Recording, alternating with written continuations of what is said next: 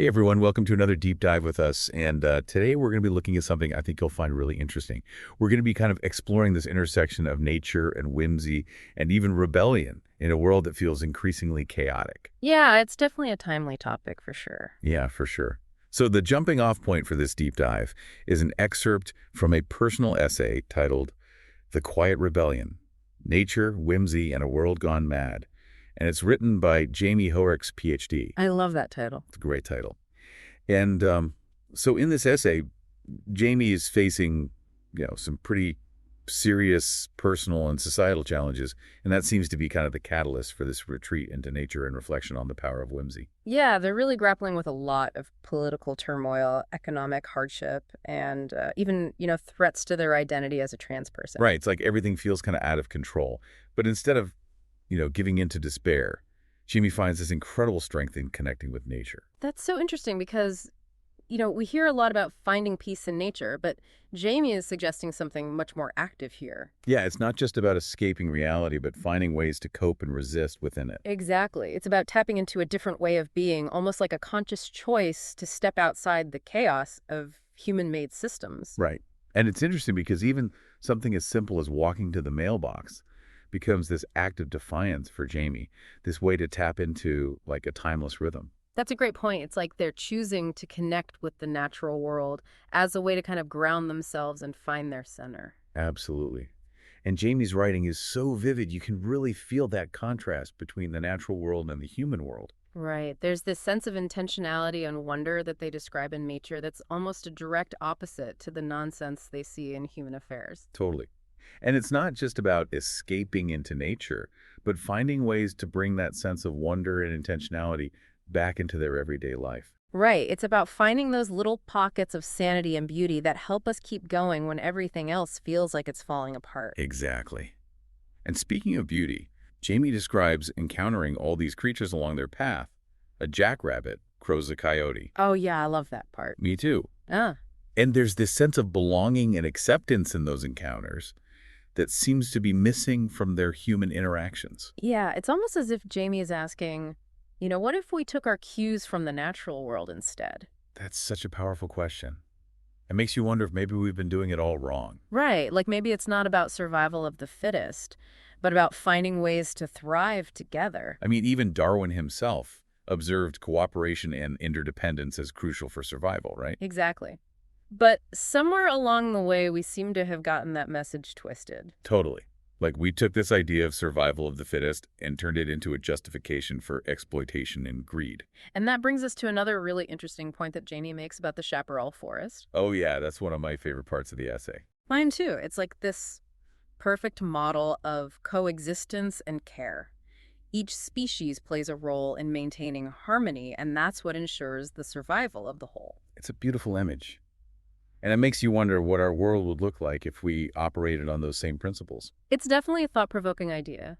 And it kind of makes you question some of the dominant systems that we've created, like capitalism and Christian nationalism. Yeah, Jamie is pretty critical of those systems. They see them as perpetuating this belief that humanity is somehow above nature, which leads to this mentality of exploiting resources without considering the consequences. Right. It's like we've forgotten that we're part of nature, not separate from it. Exactly.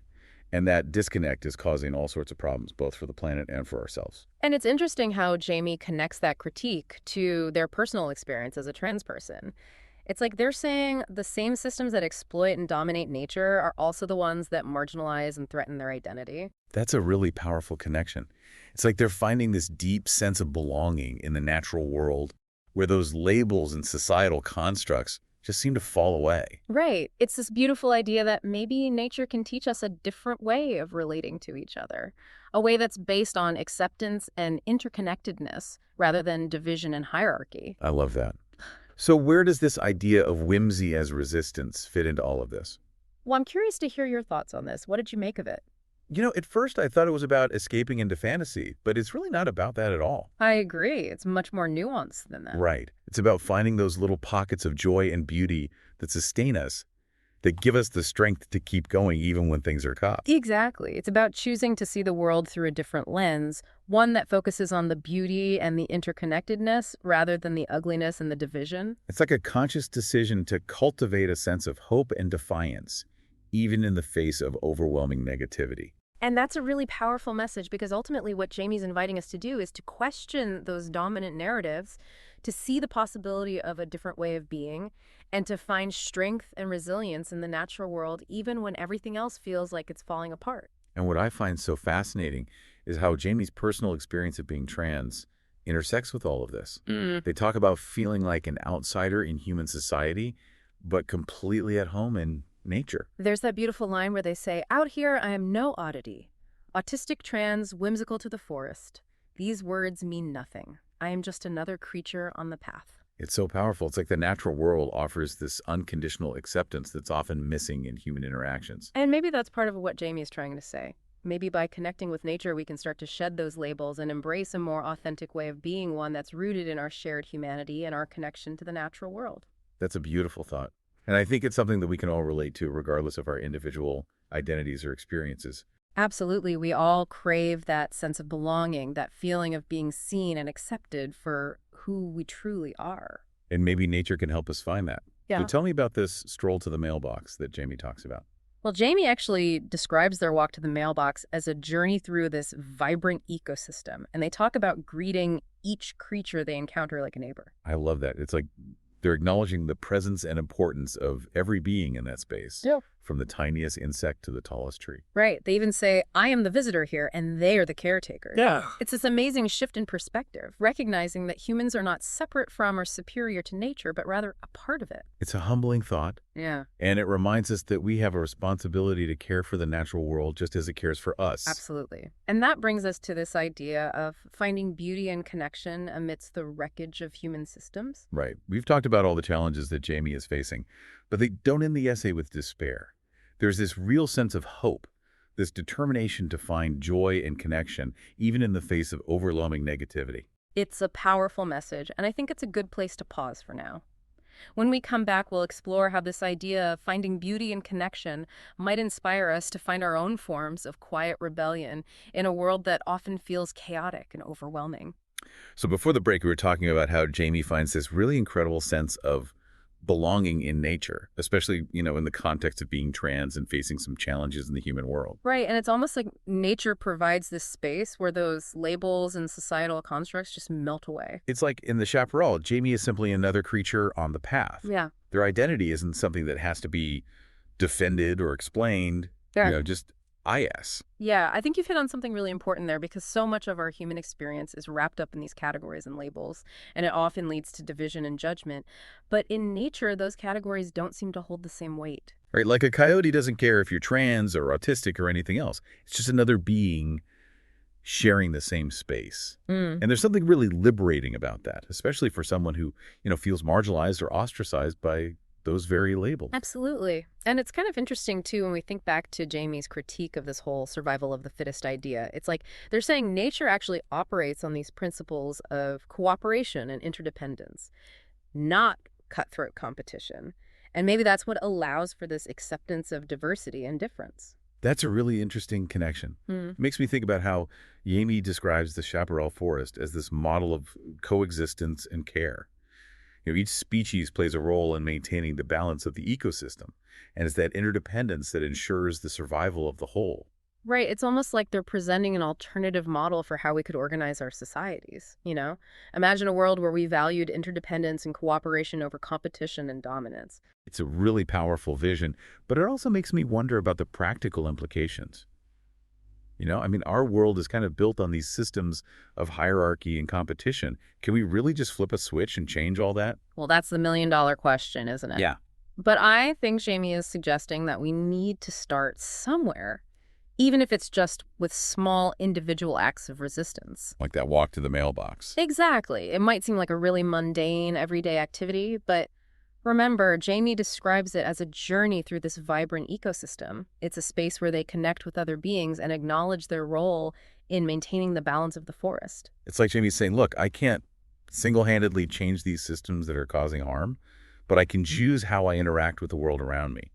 I can choose to see the beauty and the interconnectedness, and I can choose to act in a way that honors that. And that's where I think the power of this whimsy as resistance comes in.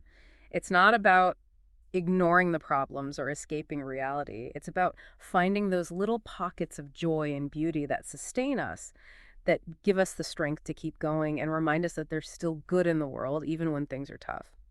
And I think that's something we can all relate to, whether or not we identify with Shamey's specific experiences. Yeah. We all have those moments where we need to find a way to cope with the negativity to maintain our sanity amidst the chaos. Absolutely. And for some people, that might be connecting with nature. For others, it might be something else entirely. But the point is that we all have the power to choose how we respond to the challenges we face, and we can choose to find those sources of strength and resilience that help us keep going. When we were talking about the chaparral forest being this model of coexistence, it reminded me of something Jamie said about capitalism and Christian nationalism. Right. They see these systems as perpetuating this idea that humanity is above nature. And that leads to this mentality of exploiting resources without regard for the consequences. Yeah, and it's interesting how they connect that critique to their personal experience of being trans. It's like they're saying the same systems that exploit and dominate nature are also the ones that marginalize and threaten their identity. So it all kind of ties back to this idea of quiet rebellion. If those dominant systems are the problem, maybe the solution lies in finding ways to resist them, to create alternative ways of being and relating to each other that are more aligned with the values of the natural world. Exactly. It's about challenging those narratives that tell us we need to be constantly productive, constantly striving, constantly competing. What if instead we embraced a way of being that valued cooperation, interdependence, and simply being present in the moment? That sounds amazing, but it also feels really daunting. How do we even begin to shift those deeply ingrained patterns of thinking and behaving? Well, I think Jamie offers some clues. They talk about the importance of finding beauty, joy, and connection, even amidst, all the wreckage. It's about paying attention to the small things, appreciating the simple pleasures, and finding those moments of wonder in the everyday world. It's like choosing to focus on the good, even when we're surrounded by negativity. And maybe by doing that, we start to shift our own internal landscape, which then, ripples outwards and affects the way we interact with the world around us. I think you're right. It starts with that shift in perspective, a willingness to see the world through a different lens. And maybe that's what Jamie is inviting us to do through this essay. They're not offering us a step-by-step guide to revolution, but they are sharing their personal journey of finding solace and resistance in nature. And maybe by listening to their story, we can find our own paths to a more just and harmonious way of being. I love that. It's not about having all the answers, but about being open to the possibility of something different, something better. Exactly. And maybe that's where the true power of this quiet rebellion lies. It's not about grand gestures or sweeping pronouncements. It's about those small, everyday acts of defiance, those moments of connection and beauty that remind us that there's another way and that we have the power to choose it. So we're back. And, it's really interesting how Jamie is able to find this sense of hope, even when talking about, some pretty heady stuff like capitalism and Christian nationalism. It's not like they're, sugarcoating the problems, but there's this underlying belief in the power of individual action to make a difference. Yeah, and I think that's one of the key takeaways from this essay. Jamie isn't presenting some grand plan for societal change, but rather a personal journey of, finding ways to resist and cope in a world that often feels overwhelming. And maybe that's the most powerful message of all, that even small acts of defiance can have a ripple effect. So what might those small acts of defiance look like for our listener? What can they take away from Jamie's experience and apply to their own lives? Well, Jamie talks about finding solace in the chaparral forest, connecting with the creatures there and recognizing that we're all part of this interconnected web of life. But you don't necessarily need to, live near a forest to find that sense of connection. Right? It could be as simple as taking a walk in your neighborhood park, noticing the birds singing, or feeling the wind on your skin. It's about being present in the moment and appreciating the beauty that's all around us, even in the most ordinary places. Exactly. And remember how Jamie talked about greeting each creature they encountered on their walk? It's like they're acknowledging the presence and importance of every being, no matter how small or seemingly insignificant. Yeah. What if we tried applying that same principle to our human interactions? That's a great point. Instead of rushing through our day focused on our own to-do lists, what if we took the time to truly see the people around us, to acknowledge their presence, and to offer a kind word or gesture? Right. It's about shifting our focus from competition and self-interest to connection and compassion. And that's where I think this idea of whimsy as resistance really comes into play. It's not just about finding joy in nature, but about actively cultivating a sense of wonder and playfulness in our everyday lives. I love that. Because so often we get caught up in the seriousness of it all, and we forget to allow ourselves to have fun, to be silly, to embrace the unexpected. And that's exactly what James is advocating for. They're not saying we should ignore the problems or pretend everything's fine, but they are suggesting that we need to find those moments of joy and beauty that sustain us, that give us the strength to keep going, and that remind us that there's still good in the world, even when things are tough. It's like choosing to see the world through a different lens, one that focuses on the possibilities rather than the limitations. Exactly. And maybe that's the key to finding our own forms of quiet rebellion. It's not about grand gestures or sweeping pronouncements. It's about those small, everyday choices we make, those moments of connection and beauty that remind us that there's another way and that we have the power to choose it. So as we wrap up this deep dive, what final thought would you leave our listener with? Well, I think James' essay offers a powerful reminder that we're not alone in this. There are countless others out there who are also seeking ways to create a more just and harmonious world. And even though the challenges can feel overwhelming at times, we can find strength and inspiration in the knowledge that we're part of a larger movement, a collective effort to make the world a better place. So keep exploring, keep questioning, keep connecting, and keep embracing those moments of whimsy and wonder that remind you why it's all worth fighting for. That's beautiful. Thank you so much for joining us for this deep dive into the quiet rebellion. We hope Jamie's story has inspired you to find your own ways to connect with nature, to cultivate joy and wonder in your everyday life, and to embrace the power of small acts of defiance. Until next time, keep diving deep.